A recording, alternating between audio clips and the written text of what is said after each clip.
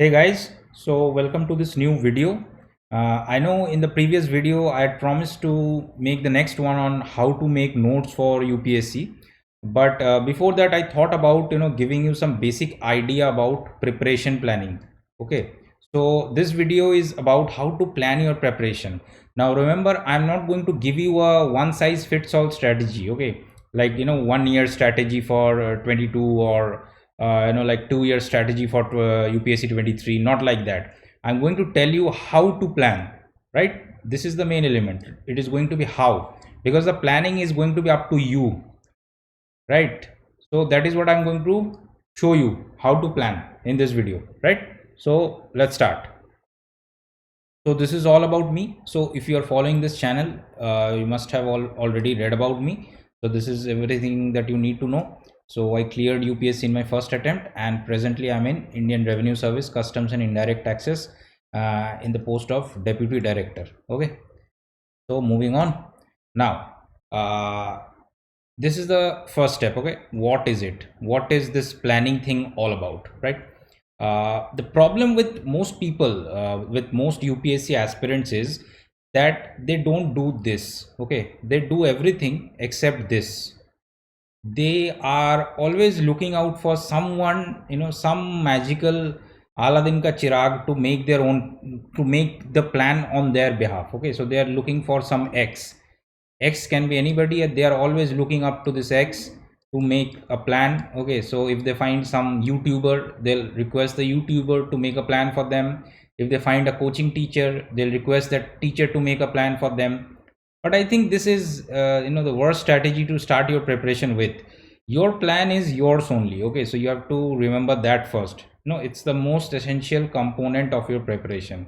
It's the planning. Okay, so if your plan is set by someone else, and you are trying to follow that blindly, then you can be sure that within 2 to 3 months you are going to feel lost. Okay, that is what happens to majority of aspirants, because when they go to some coaching institute, on day one the coaching institute will give them a certain standard one size fits all plan, like in Jan, Feb and March you are going to do this, in April and May you are going to do this. So it's like one size fits all. Okay, so they give it to the students and all of them try to follow it together, and what happens is most of them find that it doesn't suit them, and once they have been into the plan for 2 to 3 months, then they feel that they have wasted a lot of time. Okay, so this is what happens to most of the aspirants. Now this is what you have to avoid. So do not fall for clickbait stuff. Why clickbait stuff? Because UPSC preparation, it has become a really thriving business. Okay, it's become a really thriving business online as well as offline. So online you open YouTube, you open anything, whether are ads, you will always find something coming up trying to attract your attention. Okay, so it's all about attracting attention. So the thumbnails are made, for example in YouTube you'll find very attractive thumbnails that say 1 year strategy for foolproof preparation, 1 year strategy to assure your selection in UPSC. So these are all clickbait stuff. They most of them don't have any content. Okay, and they are mostly to attract the crowd, to get the views, to get the likes and subscriptions. So isme please don't fall for these things. Okay, this is good for pastime, but this is not good for making your own strategy. Your strategy should come out of your own mind. I've spoken about this time and again that it's your own mind that should decide what your strategy is. You are an unique individual. Okay, this is you, and you are absolutely unique. Okay, so you are absolutely unique, right? And this uniqueness needs to come out in the plan also. So if your plan is not unique, and it's like it's like following the herd, as if 10 people are doing something and you are also trying to do it, then your preparation is doomed. I can assure you that much. Okay, so this is the first thing. You have to make your own plan. Okay, you have to spend as much time as you want to. Please do not think that you can go to some random person X, however knowledgeable that person might be. You can simply go to him and ask him for a ready-made strategy. Okay, so there is no ready-made strategy. If you are using these ready-made strategies, you are going to be doomed for disaster within a couple of months. There are no ready-made strategies for this exam. Everybody gets selected. If you talk to the toppers, if you talk to each one of the toppers who are there in the final list, they'll tell you a very unique strategy. They had all made their strategy based on their own mind. Okay, and this is why they are the toppers, right? Now the next thing is you have to keep your plan realistic. Okay, why realistic? Because most people, they set very unrealistic targets, like, because they're very, so they watch, Chak De India, they watch Lakshya, and they watch some YouTube videos, and they feel that they can do everything. So what they do is, they set a target like 3 days I'll finish Lakshmikant. Okay, so 3 days mein they will target to finish the entire book of Lakshmikant. So that is their target, and then they stretch this target to weeks and months, like 3 days mein Lakshmikant, 3 days mein Spectrum. That way they'll extrapolate it and say that 1 month mein entire syllabus is complete. So it's a good, it's good to feel good, that is fine, but these are all unrealistic plans. Okay, so you have to keep your plans realistic. They need to be grounded. Like this is the ground. Okay, so you have to stand on the ground, not in the air like this. Okay, don't need to fly here. If you fly, you are going to fall down soon. So you have to be on the ground. So to stay on the ground, you have to make your plan as realistic as possible. So if your reading speed is slow, and you can understand that you need, let's say 20 days to finish the entire book. 20 days, 20 days, that's a theoretically I'm saying. So 20 days, let's say you need for Lakshmikant, and some random guy in your coaching institute says that he can finish it in 5 days. So you can simply tell him to just get lost. Okay, because 20 days is your realistic time limit, so you have to stick to this. It doesn't matter whether someone can do it in 5 days or 1 day or whatever. Your realistic limit is this. You stick to this at all costs. Okay, now this is why you have to do it. The reason is you have your own mental and physical limits, right? So what are your limits, what are your boundaries. So at what point of the day, what is the situation of your mind? So example, if I'm a working professional and I'm trying to cover a certain part of the syllabus. Okay, let's say this is the part of the syllabus that I'm trying to cover, and I'm a working professional. So my strategy of handling the syllabus, my strategy of reading and revising, that is going to be very much different from someone who is taking his first attempt and is a full-time aspirant. It is going to be very much different, and this is the reason you need to know. For example, a working professional, when he comes home from office, let's say at 7 p.m. in the evening, realistically speaking, so 7 p.m. he'll be all exhausted, he'll be down and out. Okay, so 7 p.m. is not exactly the time when you can expect him to give a test, right? So if he has to appear for a mock test, he should be appearing in the morning. Okay, because his limits are reached at this point. At this is the point, maybe a first attempter, maybe a full-time aspirant can sit for a test. Okay, but not the same for a working professional. So this is just an example, an indicative example of what these physical and mental limits are. So mentally you are exhausted at a certain point of time, and you need not exert yourself further simply because others are doing it. Okay, so the others are doing it because they have different kinds of limits, right? So for example, I'm still a very lazy kind of person, so I need a bit of leisure in the afternoon. Okay, in the afternoon I'm hardly ever able to study, like just after having lunch, 3 to 4 p.m, 4:30 p.m. So this period mein I'll rarely ever study, because I'm not able to focus, I'm not able to concentrate. So this is my limit, and I obey it. Okay, I obeyed it and I cleared the exam twice. Okay, so there are many people who will tell you that they studied day and night and evening and afternoon and everything, and still they did not clear, because the thing is they do not obey their own limits. So please keep this in mind, this limit factor, right? Now this is the last thing, that you have to create scope for relaxation and leisure. Okay, so I'll elaborate on this in the next slide. The thing is, many people try to act over smart. Okay, this over smart tendency is very bad. Over smartness means that you try to act like a superman. You try to set a routine which sounds super fantastic. Okay, So if there is a word like this, I don't know whether there is a word like this, but let's say there is something called super fantastic. So there, if you look at their routines and all, it will seem super fantastic. Like from morning 6 a.m. to raat mein 2 a.m. Okay, they're only studying. They'll tell you that they're only studying 6 to 7 polity, 7 to 8 optional, 8 to 9 this and that, and there is hardly anything that you'll find in the name of leisure, in the name of relaxation. So I always used to get baffled by these kind of routines, because there are a lot of people peddling this kind of routine on internet. And naturally, when a genuine aspirant is just starting out, he's going to feel disillusioned by these things. But for me, what happened was, my study plan was always dependent on my relaxation techniques. Okay, so for example, I could never study more than 45 minutes at a stretch. Okay, so if I'm taking lunch, if I'm taking bath, that used to take a good 1.5 hours. Okay, so if I'm taking dinner, I also used to watch Netflix while I'm taking dinner. Okay, so that would take 1 hour. Okay, so if I am if I'm watching a movie or something, that used to take half an hour. Maybe I watch just 30 minutes of the movie. So this way, almost like 5 hours of the day, they're just devoted to relaxation, just cooling down your brain. So if a vehicle is running 24 hours a day, the vehicle is going to break down. Howsoever strong the vehicle might be, but it is going to break down. So you have to cool it. Okay, so this cooling thing is very important, and most people don't think about this cooling technique, because they are just one dimensional. They are just thinking about like moving from point A to point B. Okay, but you can move from here to here only if you can make the whole journey, right? To make the whole journey, you have to keep the engine cool. You have to cool it down from time to time.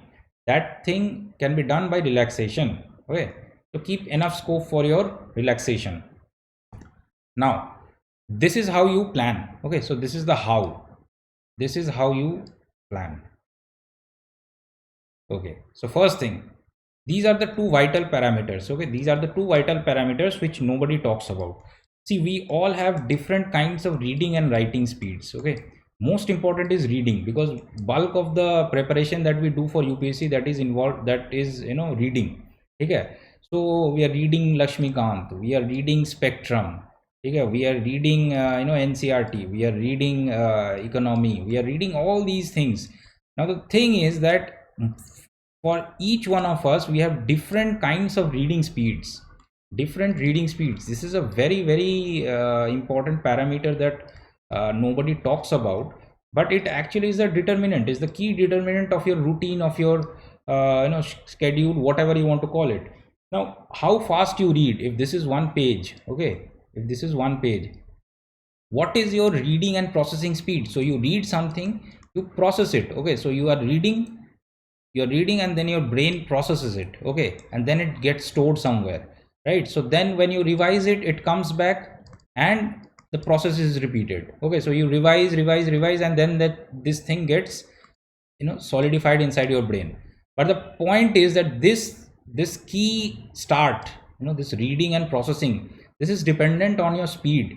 So if someone can read let's say 200 words in I would say, let's say 2 minutes. Okay, 200 words in 2 minutes. Okay, and the other person can read 200 words in 1 minute. Okay, so definitely this guy is going to take more time to read the same thing and process it, right? This does not mean, I repeat, this does not mean that this guy is lagging or something. Okay, this guy is equally capable of clearing the exam as this guy. It's just that he needs to account for his speed differently.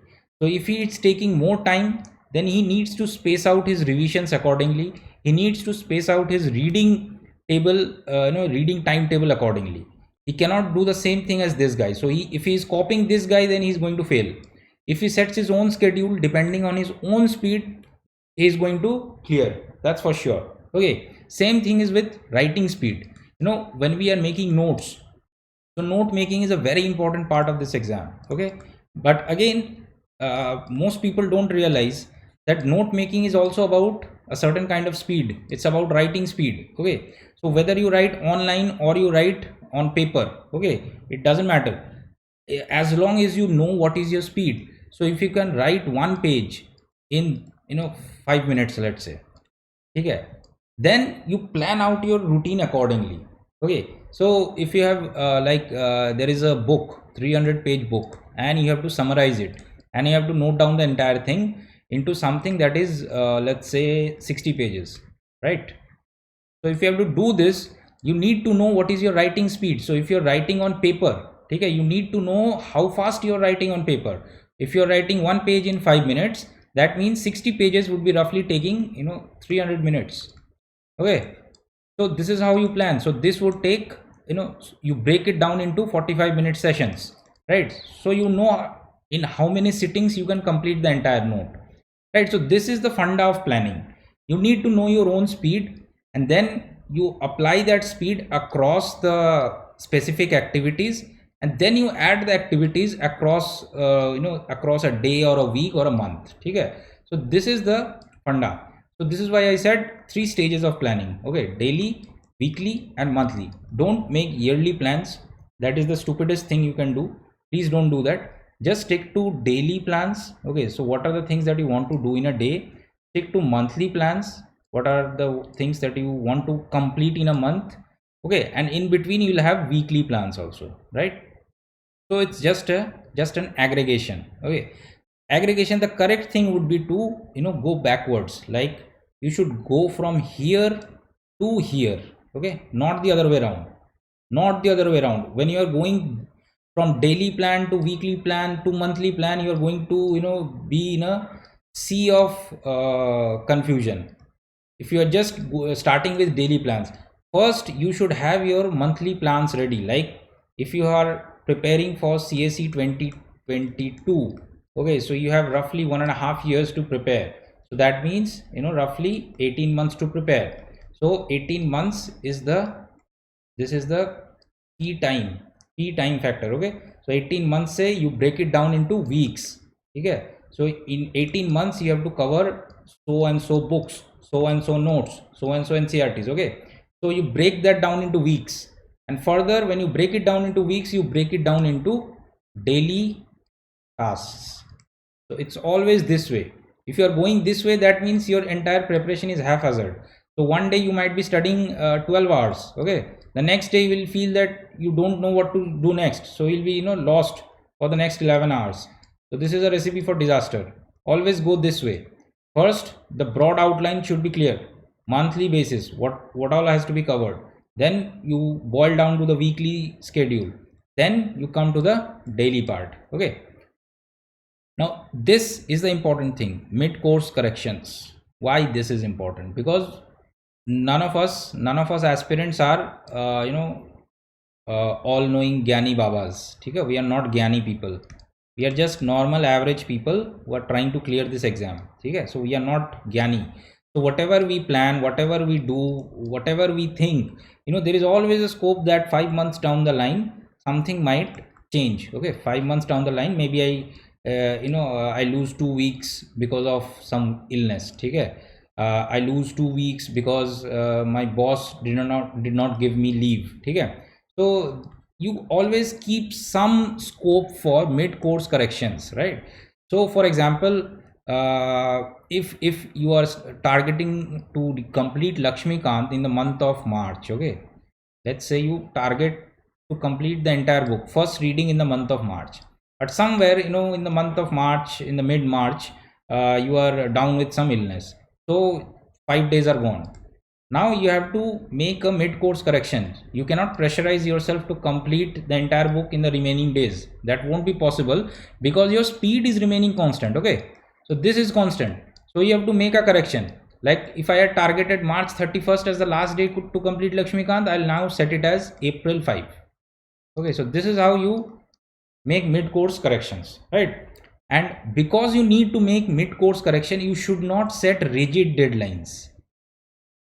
What do rigid deadlines mean? There are people I see, as I've spoken about earlier, they are planning their entire day in watertight compartments, like 7 a.m. to 8 a.m.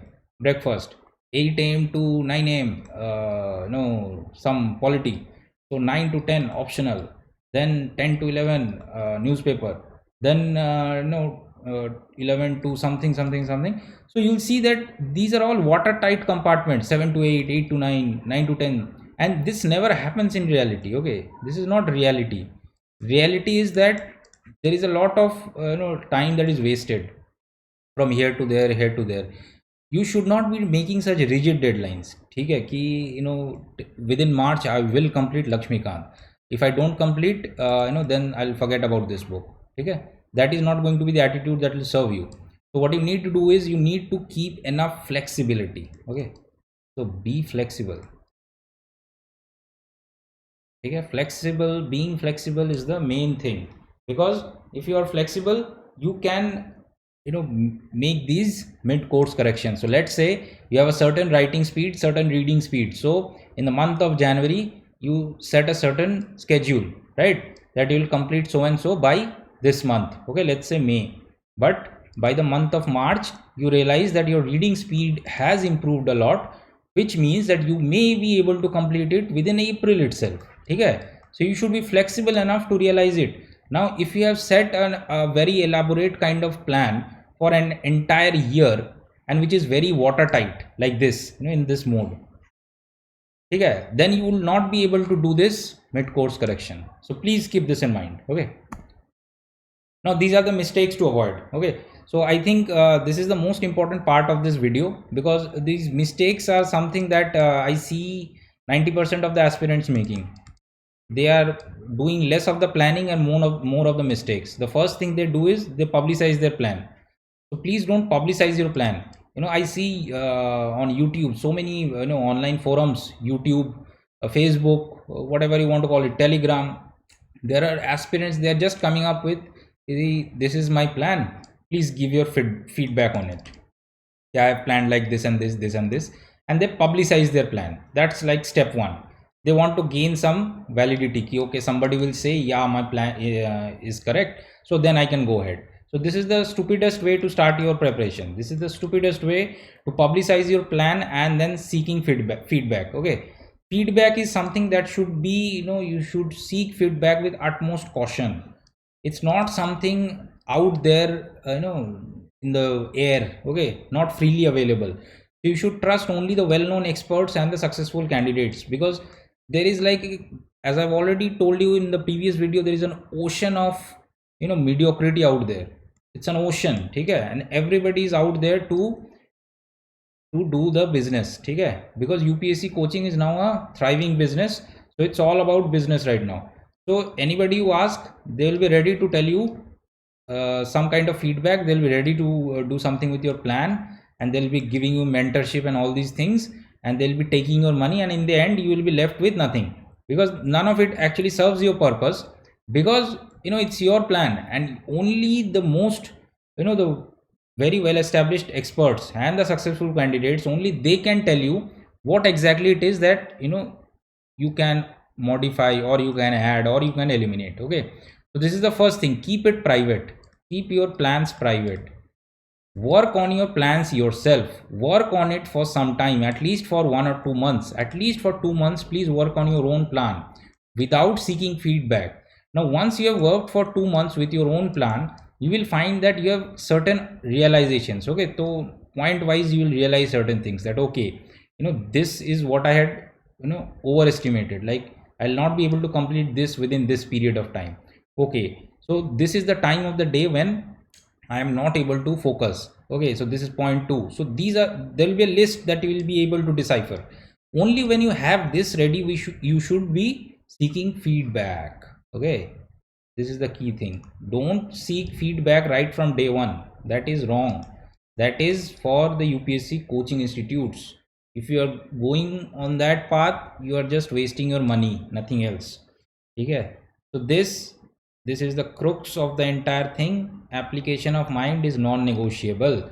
It's your mind, you have to apply it. If you are looking for shortcuts, if you are looking for some ready-made strategies which somebody will magically give to you and you will clear UPSC by following that, please forget about it, because nothing of that sort exists. All the people who clear the exam, all who are there in the final list, they have done it on their own merit. Okay, this is the inevitable truth. You ask any of them, none of them will tell you ki ha, this person made me a routine and I followed that and so I got the rank. None of them will give you that version. Okay, because it's on their own merit that they cleared the exam. So please, stay firm on this. Now this is the last thing. I mentioned this because this is a big problem with most aspirants, and many genuine aspirants, they suffer from this problem. Okay, there are too many showbaj people out there. I would like to use this word. Okay, they're out there just for show. Okay, like they'll tell you like they are super fantastic.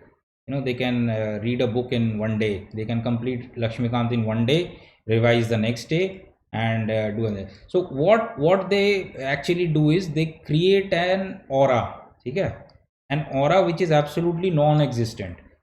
An aura, like UPSC is something beyond the reach of everyone.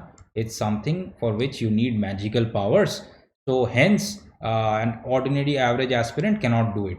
Okay, so earlier this whole nonsense was peddled to bring people to Delhi. Okay, if you don't come to Delhi, then you will not clear UPSC. Okay, so even in my first attempt when I was preparing 2014, I started. So that time this Delhi nonsense was there.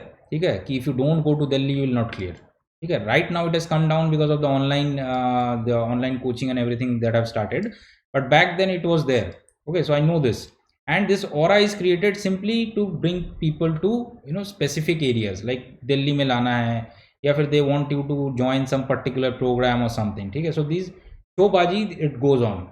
And what happens because of this showbaji is that the genuine aspirants, they start feeling that the people who top the exam, the toppers, they are some kind of divine people. Okay, toppers, the understanding and the impression that is given is that the toppers are some kind of god gifted or something. So a genuine aspirant, when he's starting out, he feels that whatever shortcoming he has, okay, he feels that they are just his weaknesses. He's not going to overcome them and he's not going to clear the exam. So because of this, a lot of genuine aspirants, they miss out. Genuine because they are really sincere and they want to clear the exam. Okay, they do not want to waste their parents' money. They are serious about it. They know what they are doing, but the problem is they do not know how to handle their shortcomings. Now my answer to this is, don't feel guilty about it. Okay, as I've said, I have like hundreds of shortcomings. If I start counting, I have hundreds. Like I'm very lazy. That's the first thing. So as I've spoken about already, in the afternoon period I can't study. Okay, so I need a bit of a nap. Okay, so I always had this habit. It's a I won't say it's a good habit, but anyways, it's my shortcoming, so I admit that. So in the period of, let's say, 3 p.m. to 5 p.m, I'm not able to study.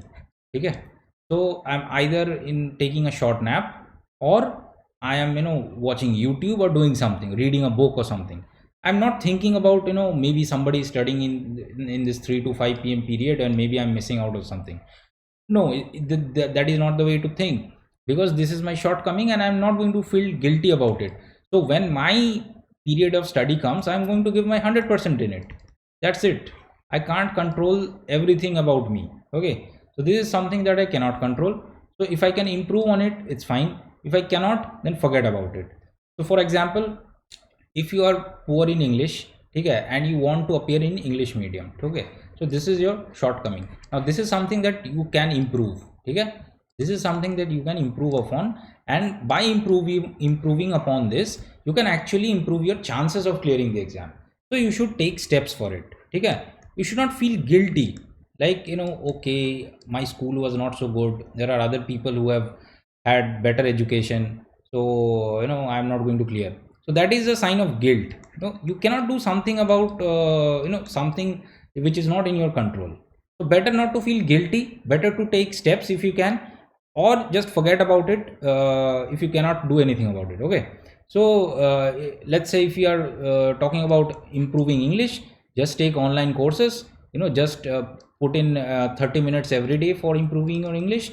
wait for a year, results will come. Okay, instead of feeling that your education was in regional language and all, so your parents did you a disservice, instead of cooking up guilt stories like that, it's better to take steps, right? Okay, so this is the final thing. Please stick to the goal. But the sad story is that hardly 50 to 60,000 aspirants actually stick to the goal. The rest are actually just wasting their time. Okay, 10 lakh people they register, 10 lakh they register, and they just make up the crowd. They are just making up the crowd. They are just just there for these YouTube channels. They are there for the coaching institutes. Okay, they are just in the crowd. They're not sticking to the goal. They'll do everything that is away from the goal, that takes them away from the goal. Okay, and they don't have a problem with it.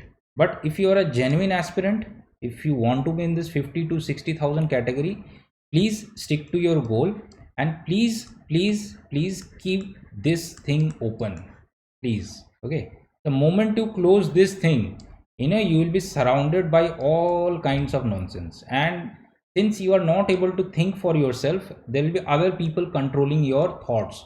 So somebody will be telling you, okay, give us 1 lakh rupees and I'll give you 100% guarantee that you will clear UPSC. So this kind of jhola chap nonsense is happening these days. So, and if you keep your mind closed, you're going to fall for these traps. Okay, this is how frauds happen. So please keep your mind open, because this application of mind thing is one of the foremost requirements of a civil servant. And I guess in the preparation stage itself, you should start practicing this, because the sad part of the Indian education system is that the culture of rote learning, it's still there. Okay, so we are still not taught the application of mind part. We are still not taught how to be creative, how to develop our reasoning skills. Okay, how to develop our comprehension skills. So these are things that are neglected early on in the Indian education system. Things are changing slowly, but I guess it will take a bit of time. But till then, you are, since you have decided to take the exam, it's your responsibility to keep your mind in shape. So keep your mind in shape, follow the things that I've just pointed out, and stick to the goal. Okay, so thank you everyone.